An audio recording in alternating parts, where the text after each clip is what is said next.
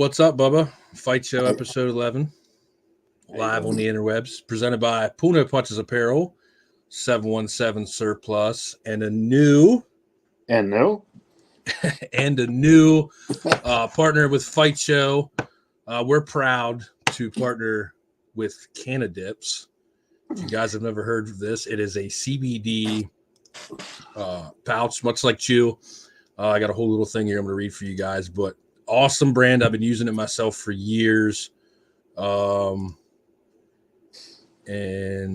definitely, hey, what's up, Matt? We'll get to it in a minute. Sorry. Yeah, so sorry, guys. Sidetracked. Canadips, guys, great product. I've been using it for years, and we are proud to partner with them. Fight Show is proud to partner with a great dip alternative, the OG hemp dip pouch Canadips. Canadips is nation's leading tobacco and nicotine-free dip. It helps you quit the bad stuff and provides you with a discreet, fast-acting dosage on the go. Canadips are the ultimate discreet dose. No smoke, no smell, allowing you to throw one in anytime, at home, at the gym, or when you're kicking back ready to watch the fights. Step your dip game up and chew on an all-natural product made from the hills of Humboldt County, California. I personally, like I said, have used these for almost a decade. When I quit smoking, I know they help me with cravings and stuff a lot. So you guys can go ahead and head on over to canadips.com and use the code FightShow for 20% off your order. And they do free shipping on orders over 50, I believe. And if you're not sure what to try, I got up on the screen. It's the Cali Roll. I have not had one of these flavors that I have not liked, guys. And I've even had some like limited stuff that they do, like a Humboldt Classic or something like that. And I haven't found one I haven't liked. So if you're in the market for something to take the edge off, non-impairment, won't fail a piss test, they sell it at my local grocery store, gas station around here, Sheets. Like I said, guys, great alternative. And if you want to use it, we appreciate you using that code Fight Show. It supports us, and we appreciate you guys purchasing stuff from Canadips. So with that being said, the world in MMA this week we had some news, buddy. Busy week, man. All kinds of stuff to talk about. Yeah. Most recently, what were we just talking about? Jan Blachowicz is out. Yeah. Against Rakic, which was a rematch. Jan's got to get shoulder surgery, so he's out. Yeah, couple high-profile fights dropped. Giga Chikadze, he's out against Josh Emmett. Bryce Mitchell's in. Yeah, Bryce Mitchell's in. Freedom. Oh my God, that guy's dude. Say what you want. He can fight a little bit, and he is pure entertainment. You know some whacked out shit's gonna happen when he's in there. He's not just gonna let that moment pass him by. Go out there, win, get his hand raised, and go back to the locker room. You know? He's going to say some whacked out shit. And you know what? He got the camo shorts, but now they set a precedence. They got money to burn. It's the UFC. It's all right. Endeavor.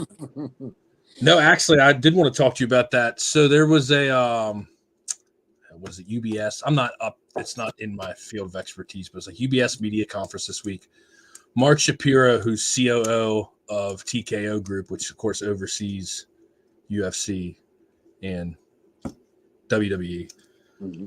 Check these numbers out that I got. So you already know the ESPN deals 42 shows, and I could be a little bit off on this, but like 42 shows a year.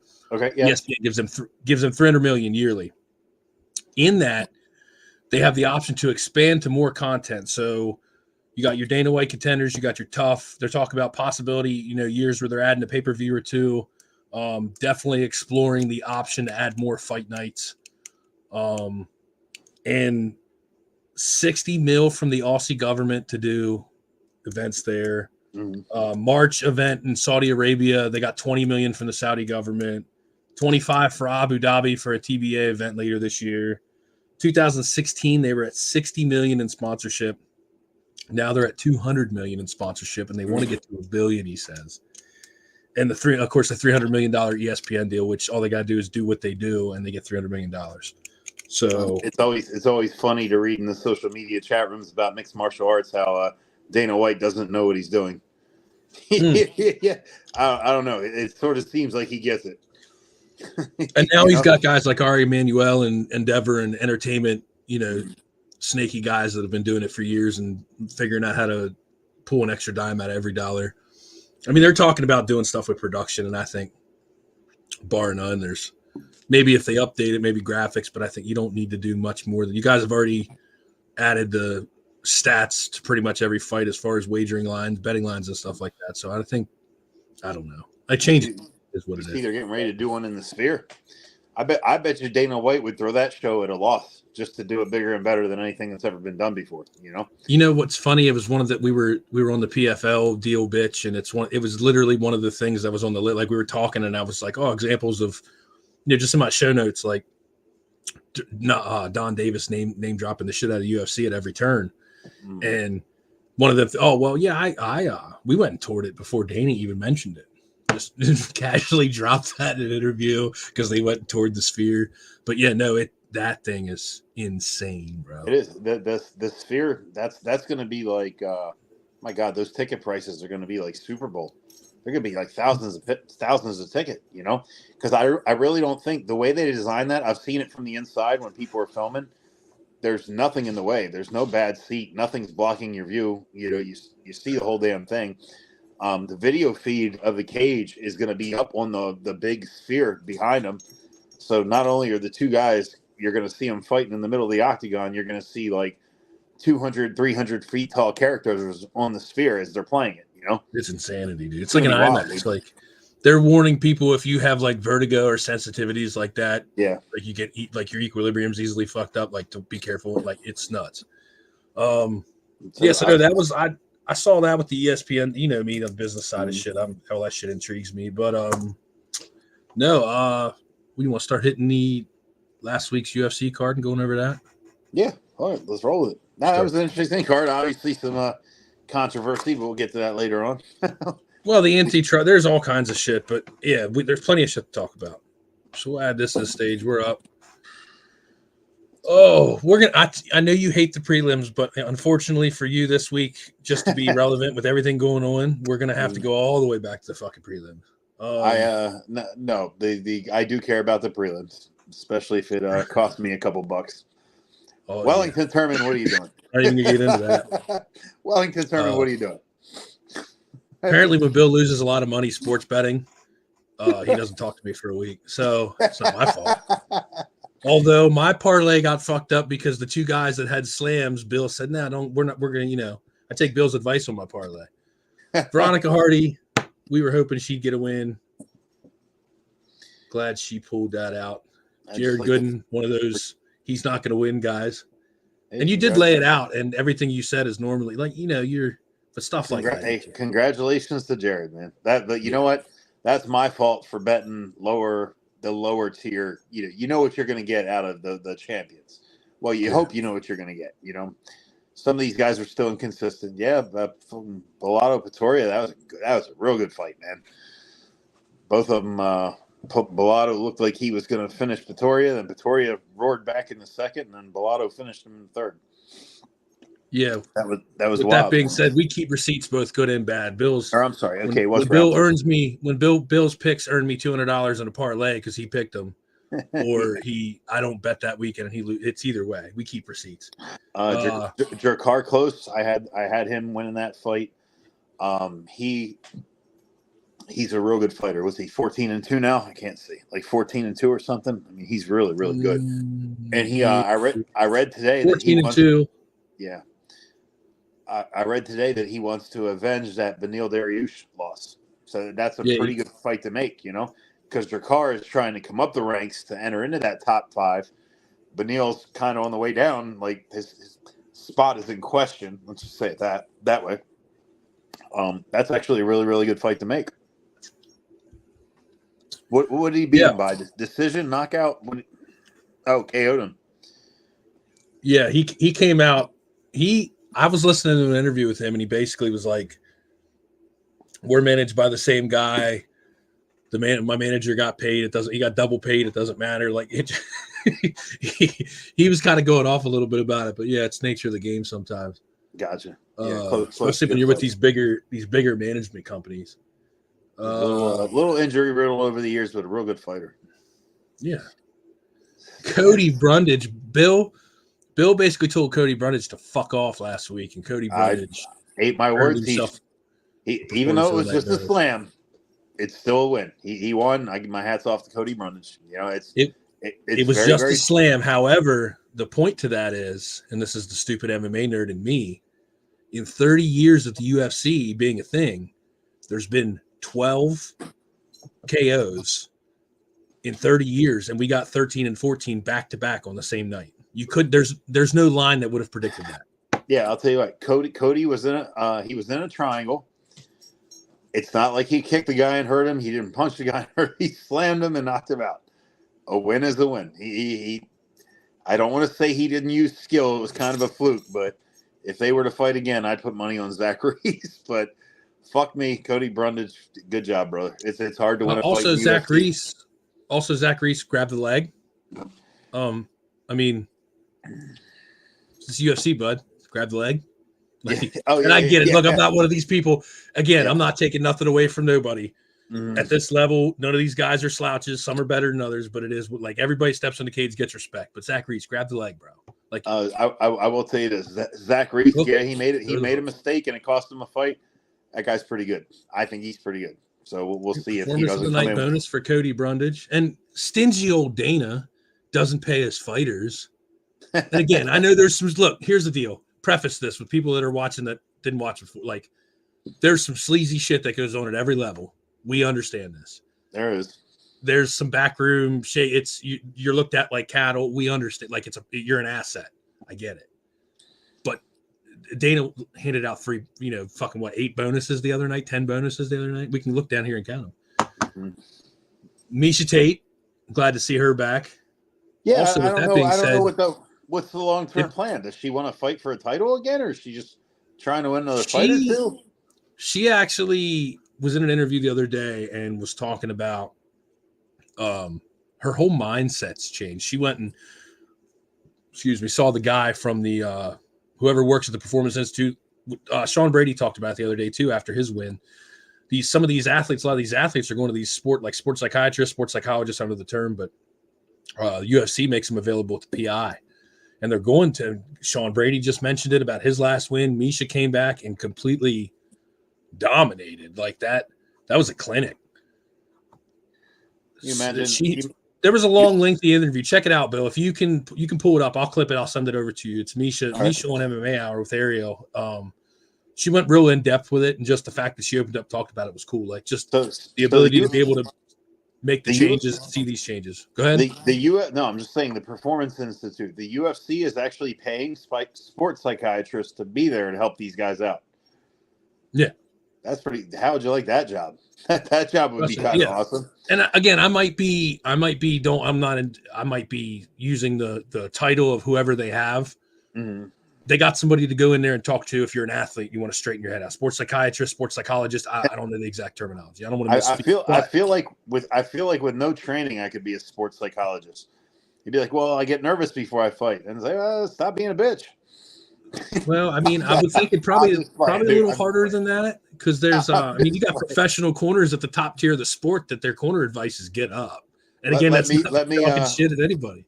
Let me go into no fighter in the UFC these days is a bitch. Anybody there can fight. It is one of the best fighters in the world. I was just playing around.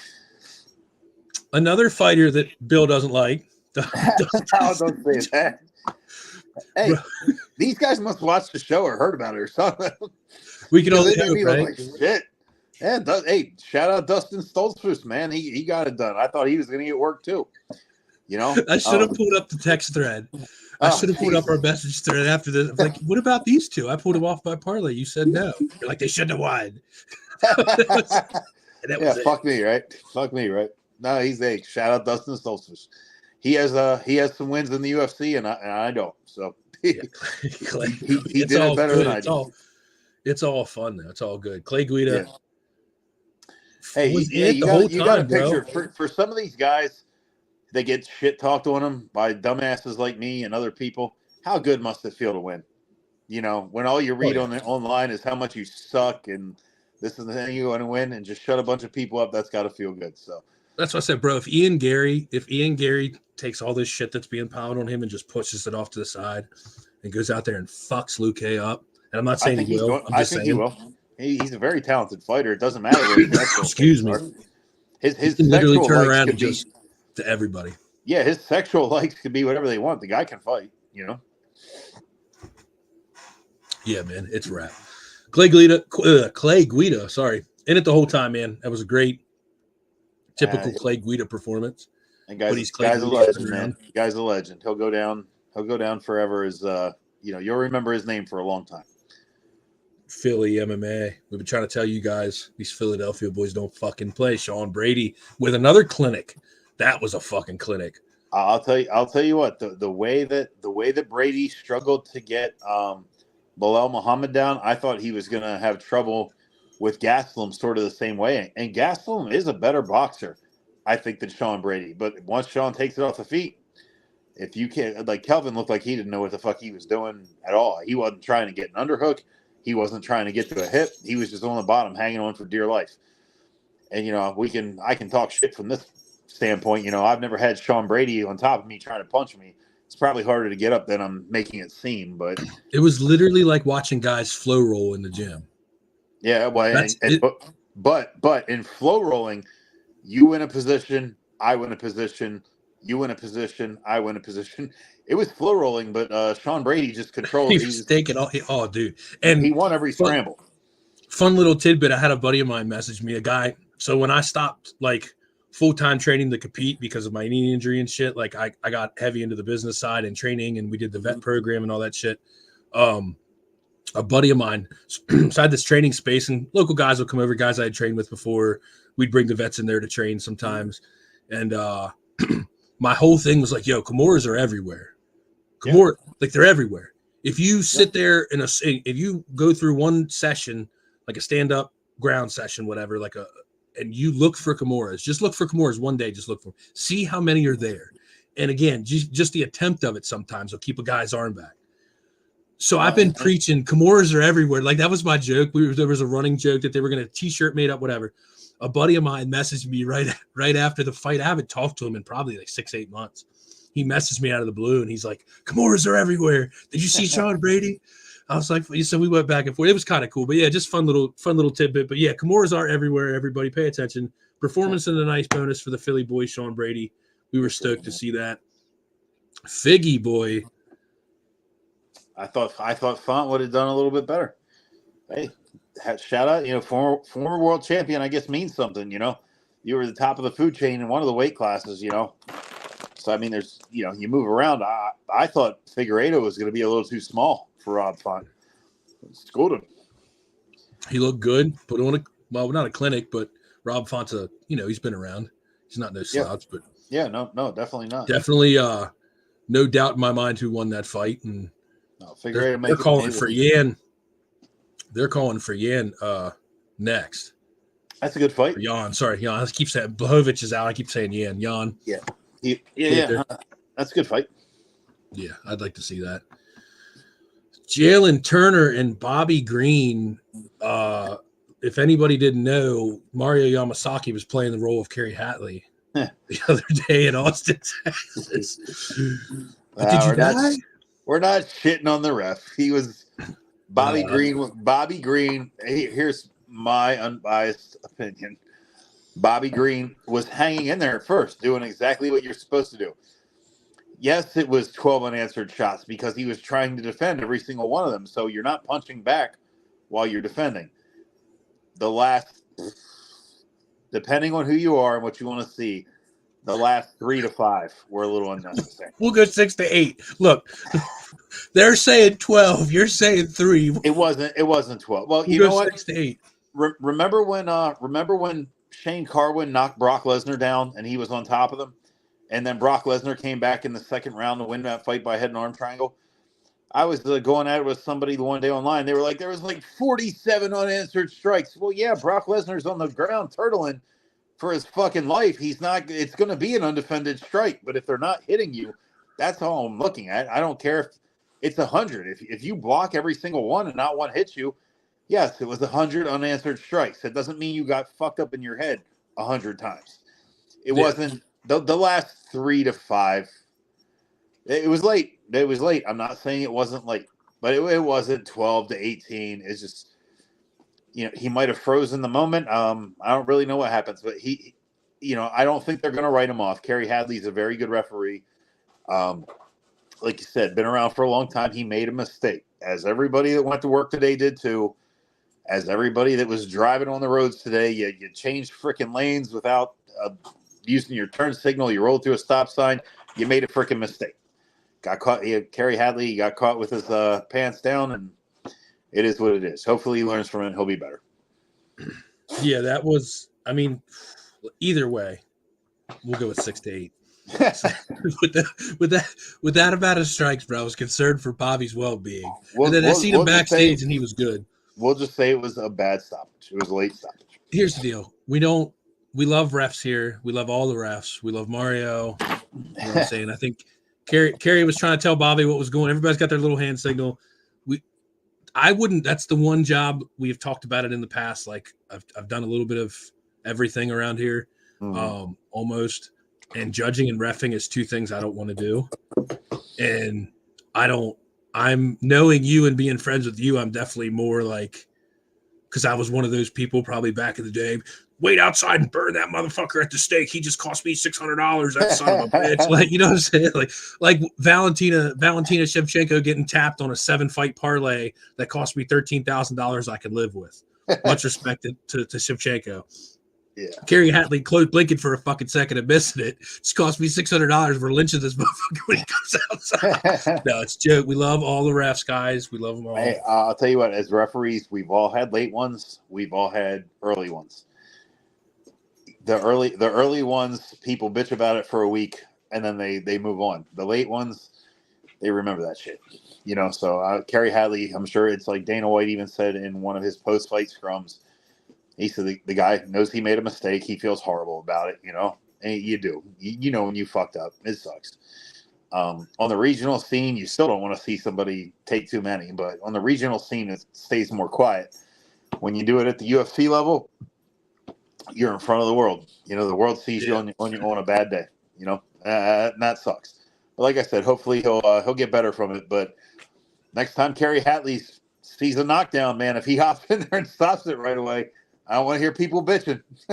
No. You know what I mean? Because you have to fucking take into consideration now this guy every time he does. Because here's the deal, Terry. None of these guys want anybody to die. Like, it's all fun and games. Yeah. Steve Mazzagatti, if he dies, he dies. It's a joke. But at the end of the day, I told somebody the other day in the groups, because there's two favorite things I like dealing with when I'm in these groups and I'm dealing with people in this content is the UFC should fire him. Well, no, you just called somebody a casual 3 comments ago and you think he works for the UFC. You probably should shut the fuck up. 2, it's people, and I'm like, you got kids at your house? Okay, yeah. I want you to put your toddler in front of you and put the other kid out of your peripheral and tell the other kid to do something. I want you to tell me what that kid did while you're watching the toddler do this and the other one's over here.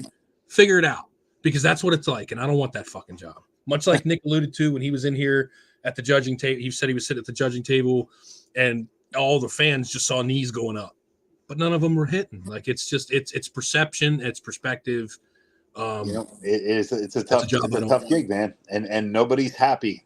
It doesn't matter.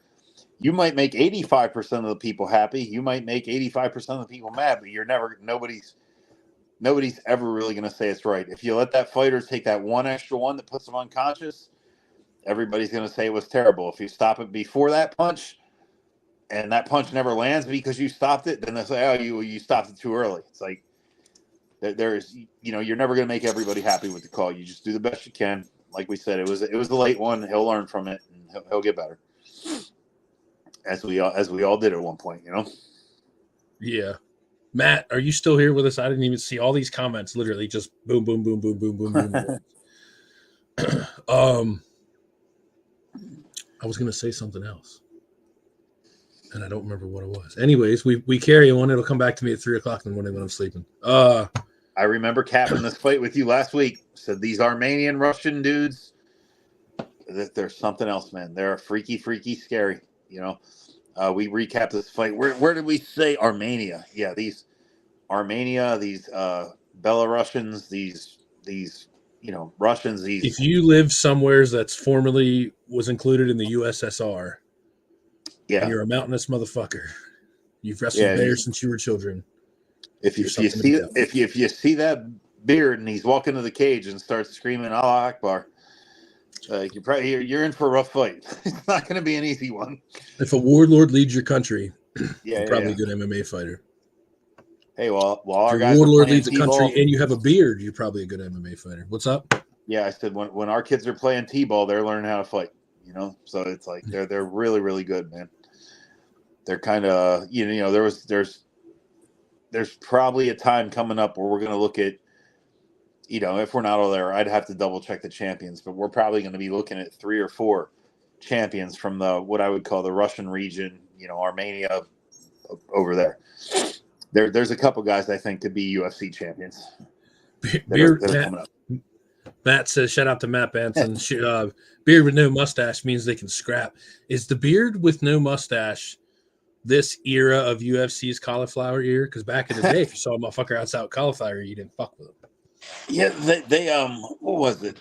I was watching a meme on social media, and it was the one the black guy. He's smiling in the first one, and it says, "When you hear you got signed to the UFC," and then in the second one, his face turns real serious. It's like when you hear he has a Muslim first name and a Russian first name and a Muslim last name, and his face like straightens out. It's like, because you know what you're getting.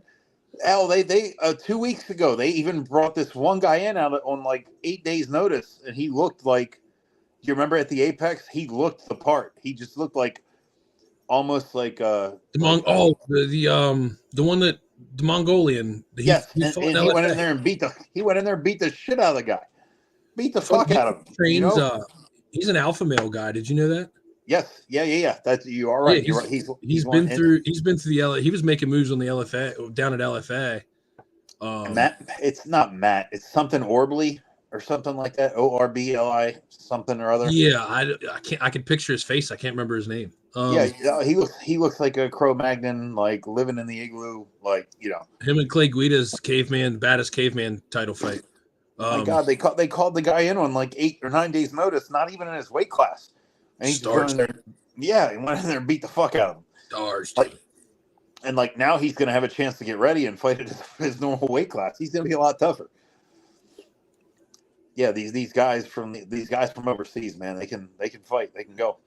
I remember giving rules meetings to a bunch of these guys. Khabib, his brother Umar was fighting Sadeko Hanario down at the Sands at I think it was World Series of Fighting at the time, and Khabib was down there. Well, anyway, I'm going back there to give everybody the rules meeting. When I say the energy back in their corner, not one of them looked like you talk to them. You give these guys a rules meeting, right? Not one of them is nervous. Not one of them has an expression on their face. And then they go out and they knock the dude out, and they just raise their hand up like there's no emotion. It's just like, hey, that's what I expected to happen. Then they go back to their locker room and they bounce. It's just a very you remember what Fedor used to look like when he would knock people out, right? Yeah. He never did a backflip off the cage. He never did a cartwheel. He never did a somersault. He just. Well, that's like, remember the infamous Mirko Cro Cop versus Vanderlei Silva? Mm-hmm. Like, that stare down was probably one of the most famous. Like, you literally have a guy that's known as the Axe Murderer. Yeah. And he wins he's never lost a stare down. I mean, if you played that game, he never lost a stare down. And he's standing there nose to nose with the guy that ran like a Croatian anti-terrorist squad that has literally actually killed people with his bare hands and a knife. Oh yeah, Cro Cop's the real deal. Yeah, he did that. Cro Cop was the realest of the fucking real deal. And then Brendan Shaw beat him, which where the fuck that came from. It's a fight. It could happen. His jaw at that point in his career wasn't what it was at one time. But yeah, these Armenian guys, these Armenians, these Russians, stuff. We could be looking at 3 or 4 champions in different weight classes in 2024. I mean, there's that Mozart Evilov guy, Umar Nurmagomedov could be champion. Magomed Ankalaev I think he's the best 205er out there. So I mean, we'll see. Fedor's brother looked even more like the funny thing about Fedor's brother is he spent a fuck ton of time in jail. Alexander, Yeah, a fuck ton of time in jail for doing some real fuck shit apparently, and every single one of them tattoos is like a dead ass Russian. Like it has significance in Russian prison gangs. Just that alone, and I'm not a Russian gang, prison gang tattoo expert, but I know enough to know that like that guy didn't fuck around when he was in jail. Yeah, hold on. You're saying Russian jail. Jail is where you go when you had too much to drink one night and blah blah blah. Sorry, prison. There's a difference between jail and prison. Russian prison means you did some shit, and Russian prisons and American prisons, they are not built the same. From the way the guards treat you to, they're just not the same. So yeah. Even Alexander was a badass, man. That guy was nutty. Do we even need to talk 64 seconds? Do we even need to talk? I mean, this guy right here is just Sarukian. Yeah, he jumped to number 4. I actually had the rankings. Who did I read on social media? Who did he call out next? Sarukian. He was beefing with Bobby Green at the event, but Sarukian actually mentioned the name about who he wants to fight. That's a scary dude. The top 5 or 6 in every division right now is so stacked. The guys are so talented and they're so good. Yeah. Oh my God. Yes. Sarukian versus Poirier. That's what I heard the rumblings. They both train at ATT, and he said I'd fight him. He'd train over there. I'd train over here, and we'd be fine. But he's down at ATT at the same gym. So, wow, that's rough. Johnny Eblin's down there too. No, man, I've seen a lot of bitching about him going to 4 and why is Chandler still at 5? Well, Chandler was supposed to fight that. He still wants that Conor McGregor fight because that's the biggest money fight that Chandler's going to get. You know, whether he gets but see, now you're kind of fucked because here's the deal: the way this works, and if nobody knows this, or the perfect example was when the antitrust what was I going to say? The emails from this antitrust lawsuit leaked the other day, and they were literally, it was Joe Silva back in the day talking about how he was going to jerry-rig Nate Diaz. And what they have now is, Conor doesn't need X amount of million to fight. He can demand that and he'll get it, but he doesn't, it is what it is. Michael Chandler's just sitting around, and again, he's made a bag and he's invested in some companies and he's doing a lot of stuff outside the fight game. So he can sit as long as he wants. His income is sustainable. His revenue streams are sustainable. But now you're in a position where you're on tough, you're locked in. Everybody knows you're supposed to fight. Everybody knows this is the fight you want. So for Michael Chandler, if they come in 10 million under what he could have got, this is now leverage. The UFC, this is how it works. Like, this is the behind the scenes shit that nobody knows. Like, now the UFC has leverage on him. And again, we're big proponents of what Dana does and the options, and we love the UFC, and they are the 500-pound gorilla that literally ran out so far ahead of all the other gorillas that they can't catch him right now, but they can try, and they don't have to. But it's the standard, and this is what happens. And again, I don't know much about the inner workings now since they're public, so I'm sure things are probably a little bit different. But well, I know. Like I said, I know Chandler still wants the McGregor fight, and I'll be honest with you, dude. I think Chandler beats McGregor at this point in life. McGregor hasn't done anything in a long, long while. He's living off a lot of folklore. I think the last fight he won was like 2000 Cowboy. We said Cowboy Cerrone. That was a while back, man. Yeah, it was a Cowboy fight. Chandler hasn't done. He's been in there. Chandler had the ankle injury where he lost the title to Brent. If he fights the fight, if he fights the fight that he fought against Justin Gaethje, if Michael Chandler is to touch Conor McGregor on the chin that many freaking times, he beats Conor McGregor. I mean, he was taking Gaethje's best shit, which is, I don't know if anybody knows what the hell that's like, but Justin Gaethje hits kind of hard, as Fiziev and Dustin Poirier. Chandler Justin Gaethje won the fight, but Michael Chandler landed his shots, took everything, and he was still coming towards him at the end of the fight. I don't think Conor McGregor beats that version of Michael Chandler, and Michael Chandler's been real active lately. Conor's rich as shit. It would be hard to stay motivated to train like that when you already have all the money. He's looking all right. I mean, for what it's worth, again, I'm not riding on Conor's fucking coattails here, but like, Dana knows what's going on better than we do. I hope we get to see a fight. The window's closing on this thing because it was supposed to happen a year and a half ago. For sure. You can't about a year ago. You can't keep everybody hanging on and hanging on and hanging on. Like, I know why Michael Chandler wants to hang on. If he fights somebody else and doesn't look good or gets beat, that fight's out the window. And there's a lot of money. The money fight. And there's a lot of money involved in fighting Conor McGregor, especially if you win. If you win, you're in a whole new, you're in a whole new contract discussion realm. You know what I'm saying? So it's like, I know why Michael Chandler wants to fight. I hope they make Here's the funny part about it. And here's the funny part about it. If you're going to, and again, I don't know the inner workings now. I'm not saying anything. However, pay-per-view points outside of a few certain individuals, which I would be willing to bet Conor McGregor is on that short list of a few certain individuals. They don't even need to do, like, if you're going to honor the standard pay-per-view point model, they don't even need, this could be a fight night, like a banging fight night with what we talked about with the ESPN deal and them wanting to add fight nights or other possibilities. I'm not saying it's going to be, they're going to make it a pay-per-view. They're going to make people fucking pay for it, but I'll tell you Connor's getting pay-per-view points. Honestly, Chandler hanging on as long as he did and still being ranked at number 5, they might even give that motherfucker pay-per-view points. Who knows? I honestly think we see that fight at UFC 300. And that's probably the one that opens up the prelim, or not prelims. That's probably the one that, now it wouldn't open up the main card, but I don't think it would be the co-main or main event. It'd probably be the third one down is what I'm guessing. The way the UFC works, Conor McGregor versus Michael Chandler is I'd be surprised if it's not a top co-main, like you said, co-main or main. Now, one below the one, because Conor McGregor's been gone so long, one below the co-main. I think Dana White probably has something up his sleeve for a mega fight, because UFC 300 is right around the corner. We're talking April, maybe March or April.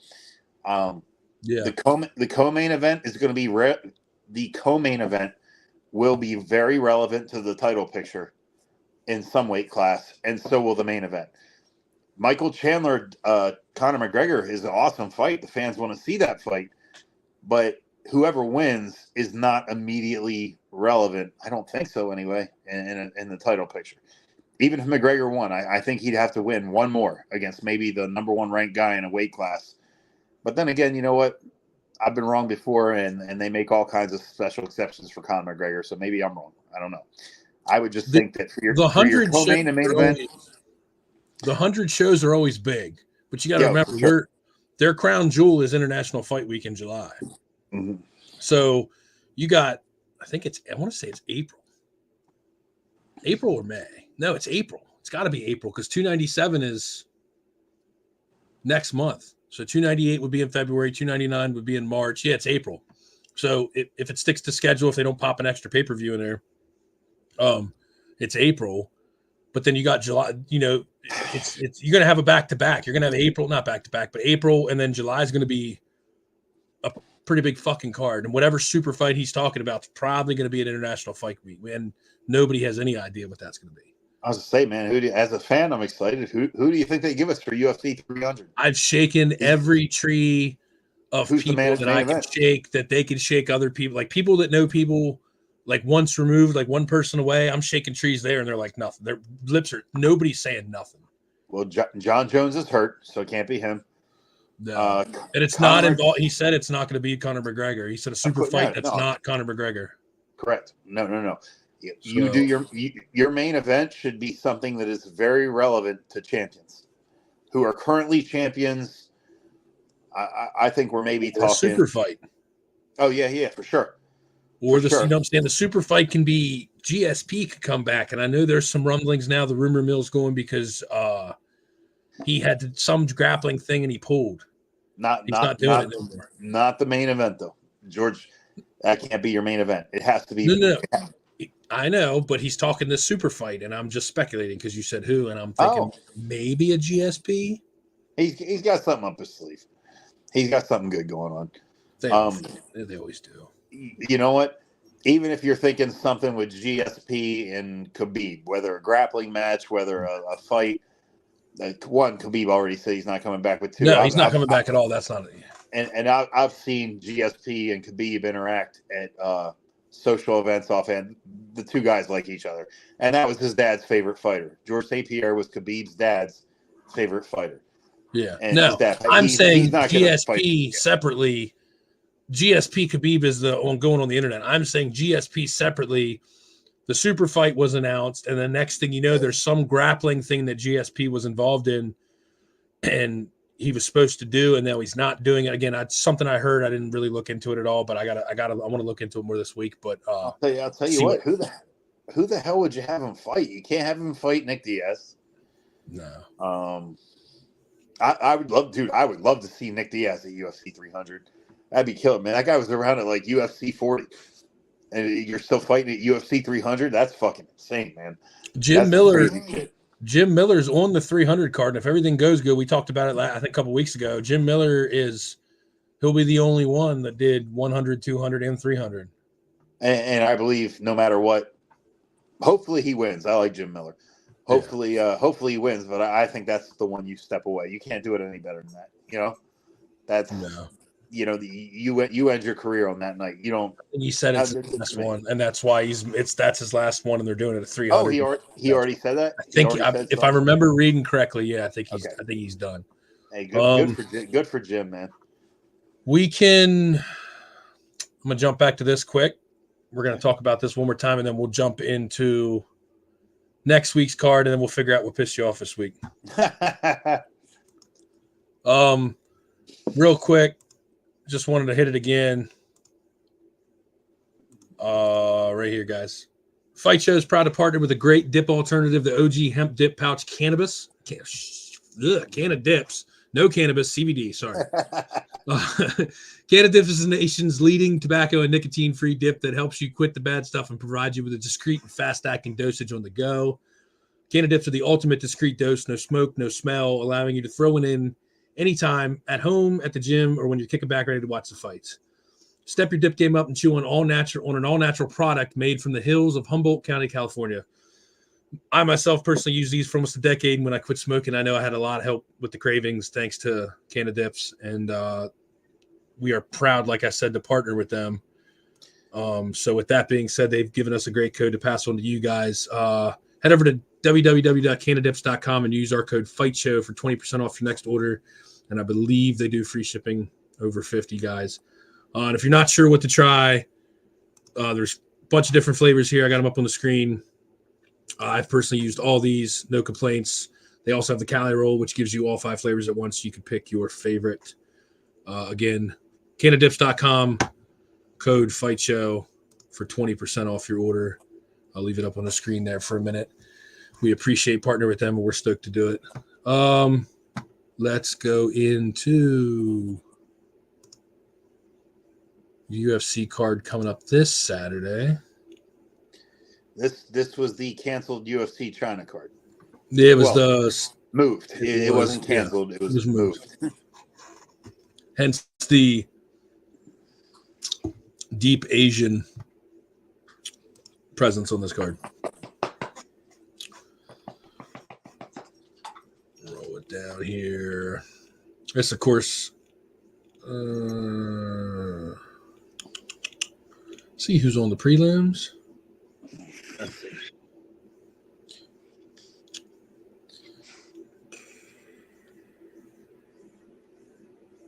Yeah, I'll be honest. When they do these cards, a lot of time, I remember Tyra, Taiutsa Tyra. Yeah, I'm butchering his name, but I've seen him win a fight or two before. No, his grappling is insane, and Hernandez, I think he's been taken down in every one of his UFC fights or something like that. Like his takedown defense is not there. I know Egger 4 fights by finish. I feel like. Well, a lot of times for anybody watching, a lot of times when they are exposing their product to a new part of the world, such as China, Mexico, they sometimes sign fighters that would not have otherwise made the show, but they are local to the people, and the people would like to root for them. Whether they're Coker, you said that, and it's just China. Coker with K1 and Bellator especially after he took it over from Bjorn Rebney, that was his model. He'd fill the house with the prelim and the local guys, and he'd stack. And I mean, the UFC's done it. Like as we talked about it the other week, Brandon Moreno got his shot and lost, and he got another shot again. Was on tough, lost. They were local in the area, and Brandon Moreno came on and they brought him back, and he ended up winning the title off of it. Even when Bellator came around here, we had some fighters that were very good fighters, not taking anything away from them. But Bellator would not sign them for a national TV contract. They would sign them for a local fight while they were 2-0, 1-0, 3-0, just because they could move tickets and the crowd would be more apt to root for them. So yeah, this is kind of what's going on with this card. I'm gonna say Egger by sub. Okay, Tyra's gonna win by sub. I think we're gonna go sub.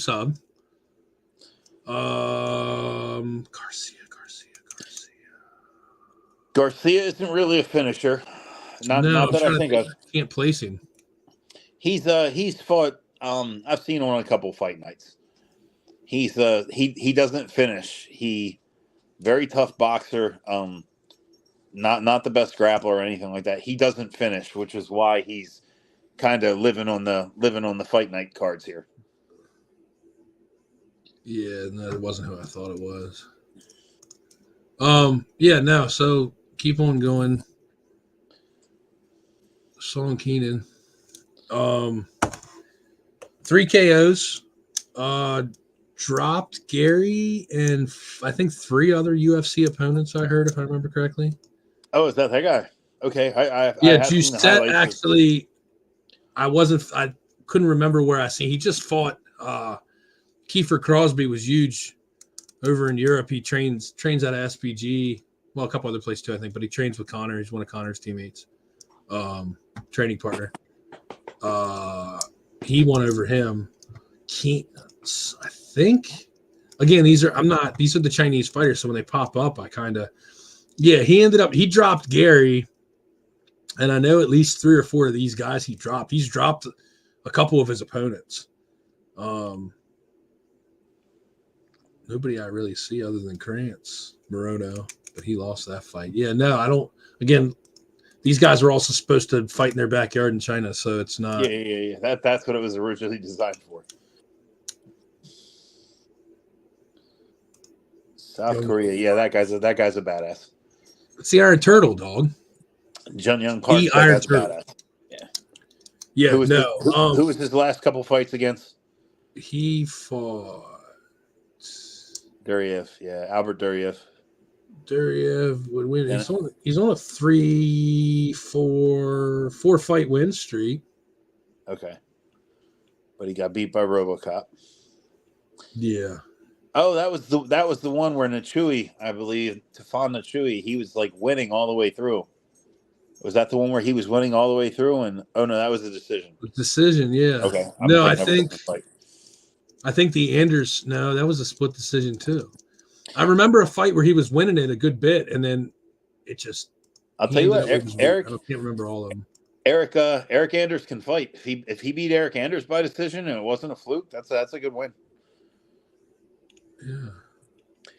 Andre Muniz, he hasn't looked. Muniz has been kind of looking. He looked like not good his last 2 fights. Let's just say it that way. It's like if you order Jose Aldo off Wish. 17-5. Yeah. Tim Elliott's back. Wow. Okay. Yeah, that was a replacement. Something dropped. I forget who it was. Gotcha. 11 versus 12 is a good fight. Naraz Harkwiff, I remember him. Jamie Malarkey, the Australian dude. Fights, if I'm not mistaken, his name sounds so familiar. And I can't remember. I think, does he train down there? I think he trains with Ekai. I'm not sure. We're not even going to dwell on that. My computer's going nuts. Jamie Malarkey, yeah. Ooh, this one. Roundtree Anthony Smith. I have no idea, man. That is a coin flip of a fight.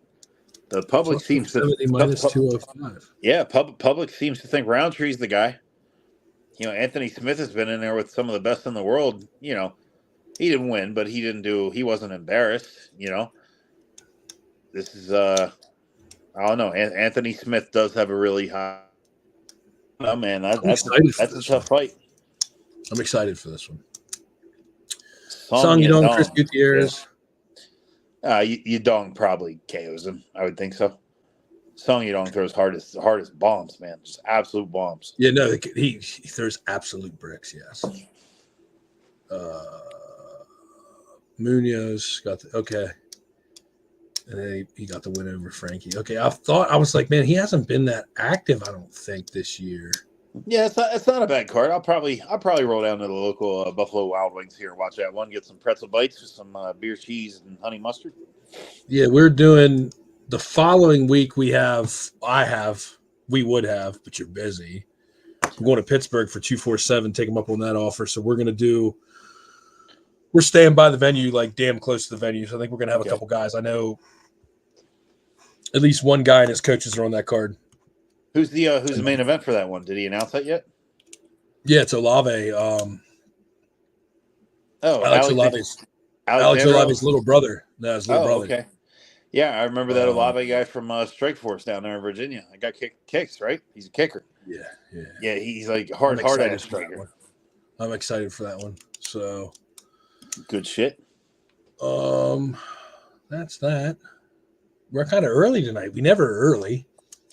I always look at it. We're in the middle of a conversation. It's like 59 minutes. I'll tell you what. For December 16th, the one coming up. Oh my God, what a card! Yeah, I can't wait. I might have to refund the DraftKings account with $1,000 just so I can give it to him. I mean, we can. I don't want to go deep on it because then if we go deep on it 2 weeks in a row, it's fucking shit. But I will. Gotcha. We'll peruse it because, like I said, I'll be in Pittsburgh, and if you answer my text, I'll know how much money you won and or lost. I'll tell you what. Let's just look at the card. I just want to be reminded how awesome. Yeah, no, I just want to. I want to see how it's stacked up because with all the stuff moving around, Colby at Leon, of course. Ooh. Pantoja, Royval. For those that don't know, Pantoja has beaten Moreno 3 times. 3 times beat Brandon Moreno. That's hard.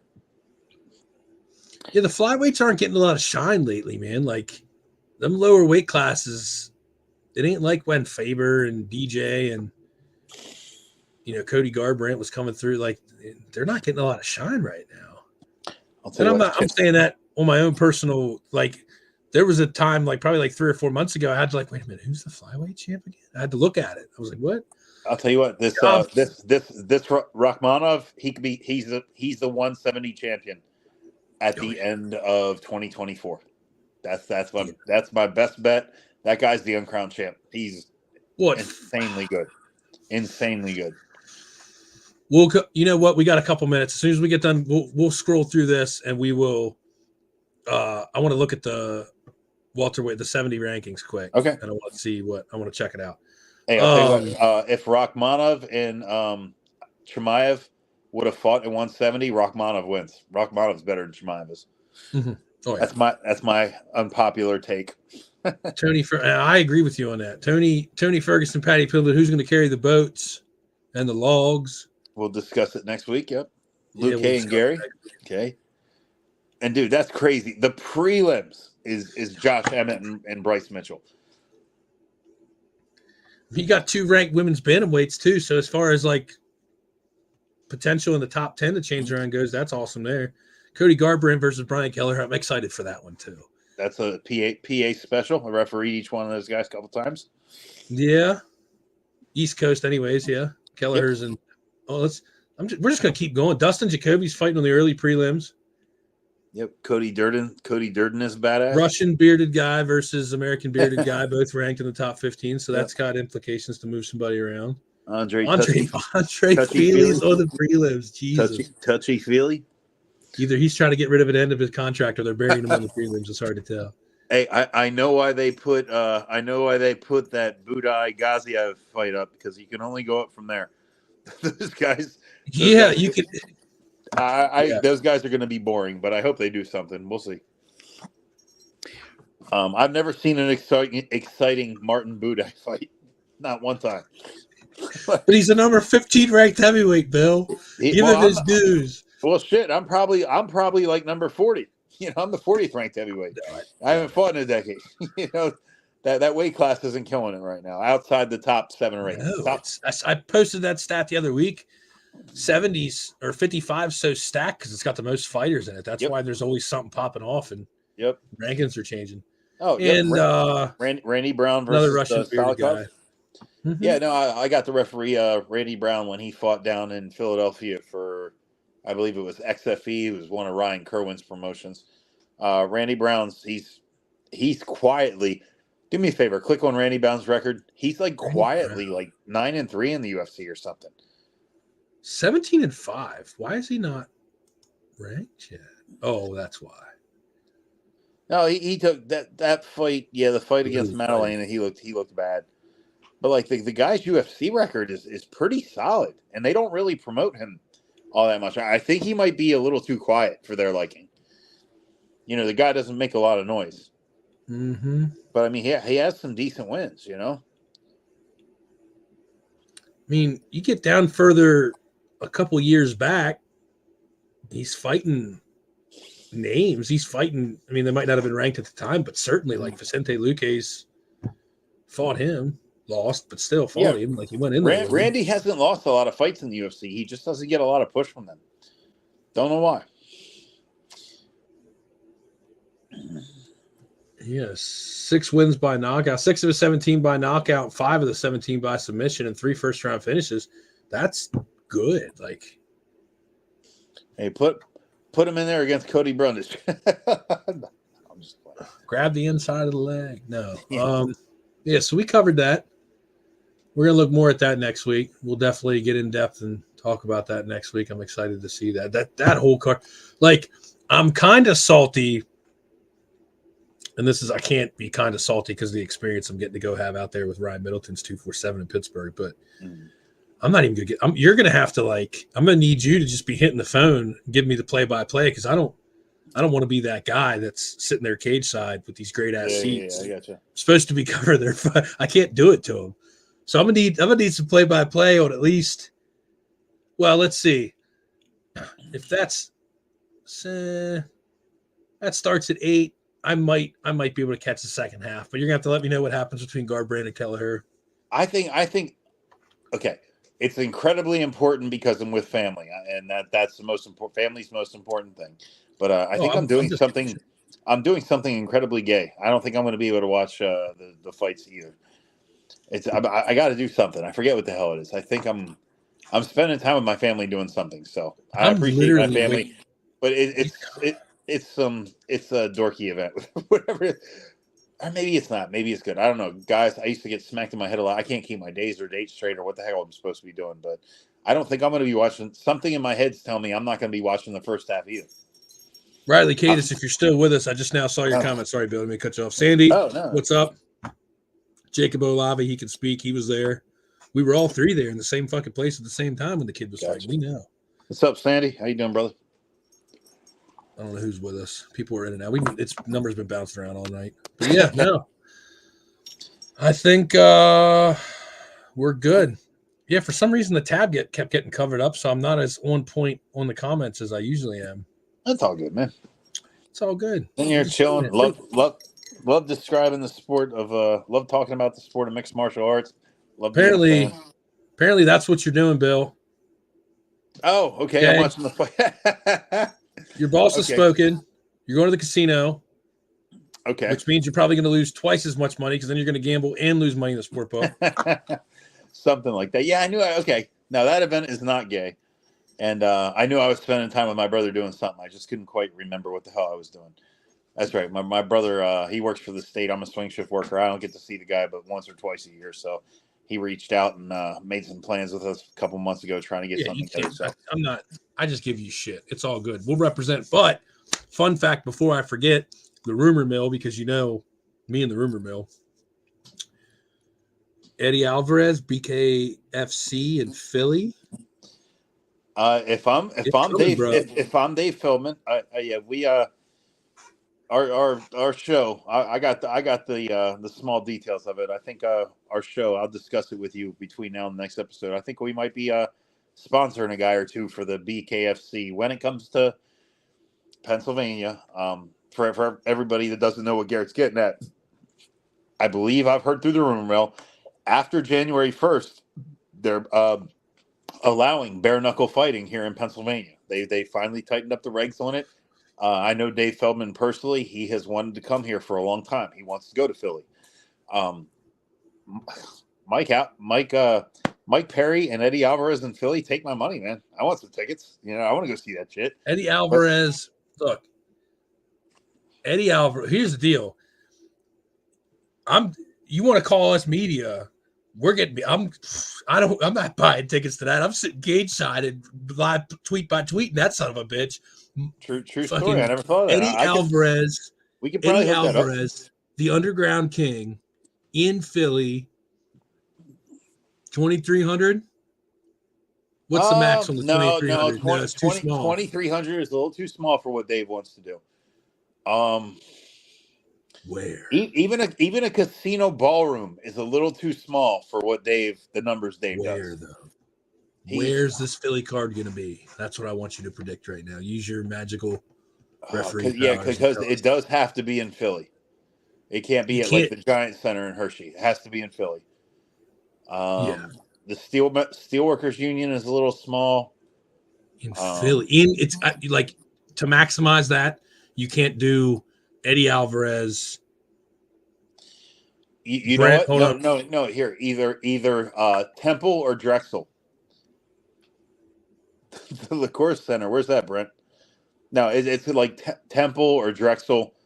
Something that holds 8,000 to 12,000 people is probably what Dave wants. Because he did 8,000 for McGregor and Perry out where they are, Salt Lake City or some shit like that. That'll be the day. Brett will almost certainly be there, and that will be the day that the three of us will come together, and the unholy trinity will be formed, and I will get him on camera saying something. It doesn't matter. You know what the athletic commission would do as far as Temple. Okay, yeah, there you go. Yeah. I was saying Temple or Drexel is where you want to do that. At their sports hall or their, what Brent said. You said Bellator was there. I said nobody remembers. It'll be it has to be in Philly. It's not like you can go to the Bryce Jordan Center and do it. It has to be Temple or Drexel, right there in the heart of Philly. I don't know what the commission will do. I'm guessing they will hire Big Dan Murgliata as the referee because of he already has experience. And I guess I don't know if they would go with MMA or boxing judges. I'm assuming boxing judges.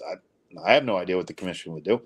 But we gotta. I don't think obviously when it comes there, it'll be our first bare knuckle fighting thing that I've ever seen in Pennsylvania. So, fuck, we didn't even cover that. All the other bullshit we talked this episode. Shout out to Kai Stewart, friend of the show, BKFC featherweight champion.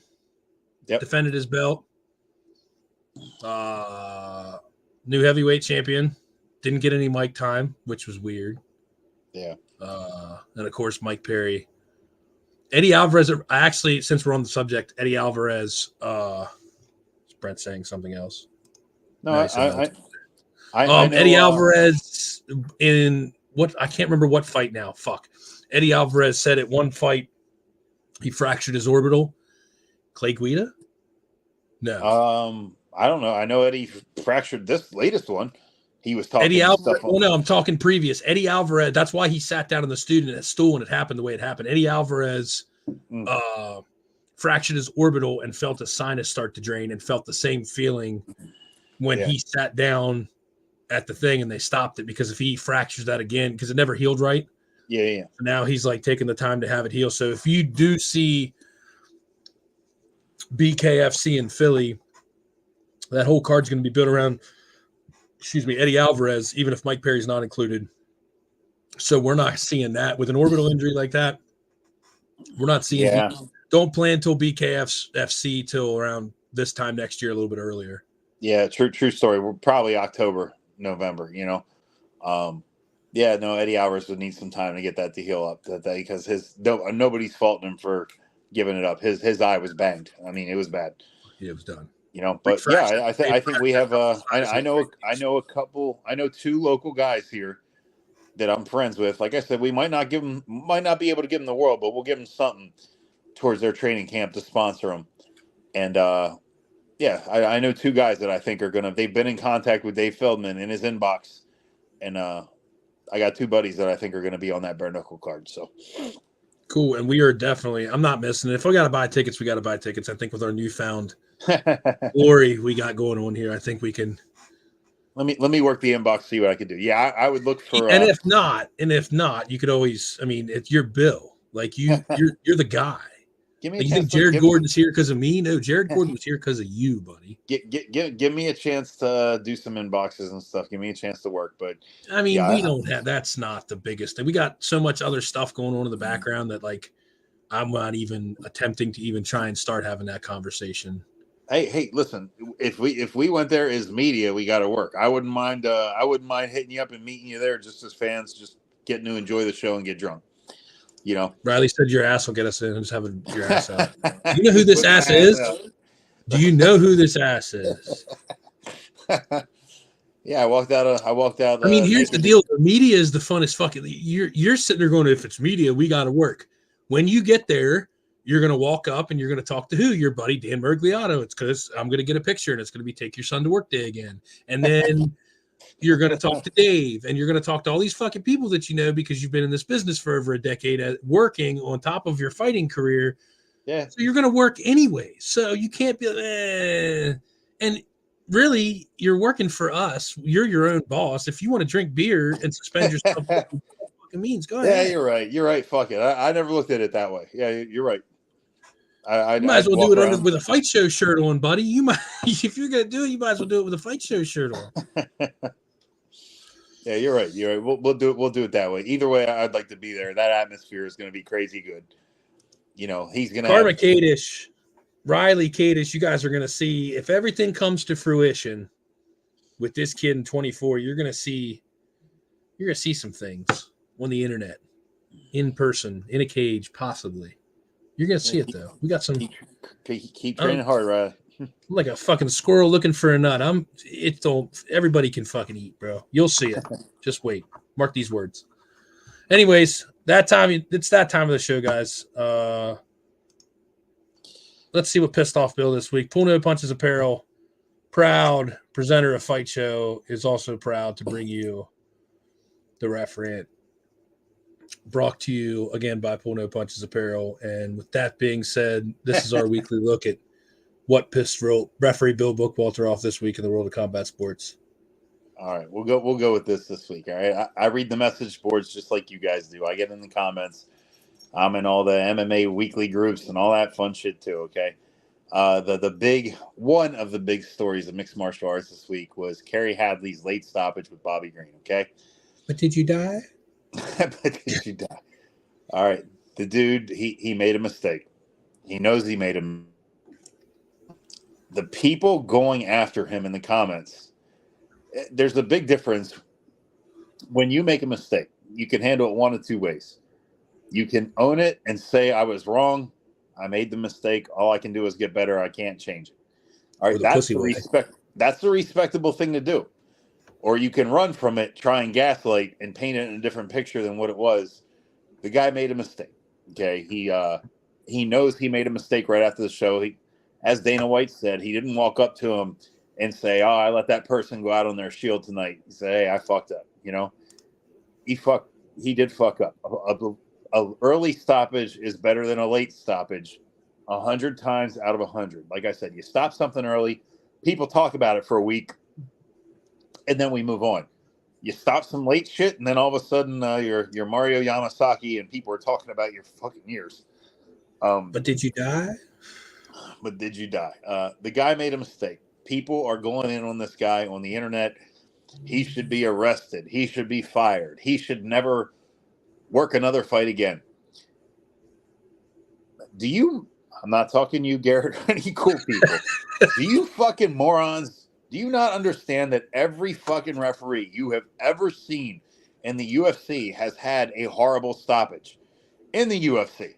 If we just started firing everybody that's ever existed in that cage who's had a bad stoppage, there would literally be no one left. I'll call a spade. I'll see it because the worst stoppage in mixed martial arts that I've ever seen was Herb Dean had one. Herb Dean's one of the best referees of all time, man. Say it ain't so. He's done thousands of fights. He's done hundreds of world title fights. He's one of the best referees you're ever going to see. He has the worst stoppage I've ever seen in mixed martial arts history with CB Dalloway. I will send you. We'll recap another thing. I'll send you the link. This was the late stoppage. Yeah. Bobby Green, Garrett and I were talking before the show started. He said, he took 18 or 19 unanswered shots. Well, he's defending fucking punches. Any punch is going to be an unanswered strike, but if they're not hitting you in the face, so the last 3 to 5, 6, what would you call it? 6 to 8. You keep moving that goalpost. The masses are screaming about 12, and you said 3. I said we'll beat him in the middle and say 6 to 8. We'll go 6. All right, but the fact is, you can't fire everybody that's ever had a bad stoppage. You can't fire everybody that's ever had a bad call. You can't fire anybody who just didn't do something that you like. And to preface this, I'm going to preface this because we meet a lot of fans in the comments and shit like that, and I'm interacting with people constantly on social. And not everybody knows everything, and not everybody understands the business side. And if you haven't experienced it or you haven't been around it, we get that. But if you're calling somebody a fucking casual 2 comments ago, and then you say that Dana needs to fire somebody because of stuff like this, then you're a fucking idiot. And we don't even want you watching this sport because you're fucking stupid. People make mistakes. It's whether you own it or whether you run from it. Okay. He owned his mistake. Now he shouldn't be fired. He shouldn't be banished. There's been some younger referees that have had late stoppages and then immediately on air, the announcers go with it, which is completely unprofessional. And they're like, this referee will not be working any more fights tonight. So people are used to, if a referee makes a bad call, that they're just not going to get used again. People make mistakes. Anybody watching this show has made a mistake on their worst day of work. No, you don't deserve to get fired. Now, if it's a repeated problem or there's an issue, okay, then we'll go there. But referent for this week is Kerry Hadley made a mistake. He owned his mistake. Get off his fucking dick. Literally get off his fucking dick. And that's the nicest, most politically correct way I could say that. Just say, hey, the guy made a fucking mistake and he owned it. You'll be a better person for it rather than talking shit on him. All right. Fickle MMA fans. No.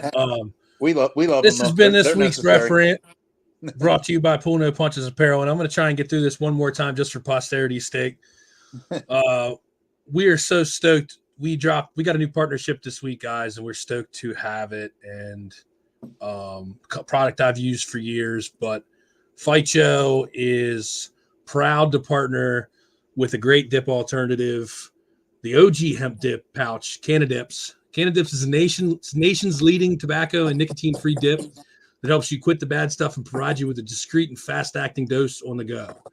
Canadips are the ultimate discreet dose. No smoke, no smell, allowing you to throw in at any time, at home, at the gym, or when you're kicking back ready to watch the fights. Step your dip game up and chew on an all-natural product made from the hills of Humboldt County, California. Like I said, guys, I've personally used these for over a decade, and when I quit smoking, I know they helped me a lot with the cravings. The CBD helped with a lot of other things. You can look that up for yourself. It's not medical advice, but you can head on over to canadips.com and use our code FightShow for 20% off your next order. And they're doing free shipping over $50 right now, so now's a great time to do it. If you're not sure what to try, I throw them up on the screen here. Canadips has you covered with their Cali roll that gives you all 5 core flavors to help you find your right one. And I know personally I haven't found any one of these flavors that I don't like. I like some more than others, but that's personal preference. And depending on where you live, they got other options as well. They got bags, they got these cans, but we are so stoked to be partnering with them. We like to partner with brands that we align with and have the same values as us. So, and it's a product, like I said, guys, I use. So stoked to be partnered with Canadips. And that's it for Fight Show 11 live on the interwebs. Bill, enjoy the rest of your beer and the rest of your day off. And we will see you guys live next Thursday, 7 p.m. Right, Bill? No Saturday shift next week? He froze. That pause is for dramatic effect. Either that or we lost him and he's not coming back and we'll never know. There he is. Next Saturday.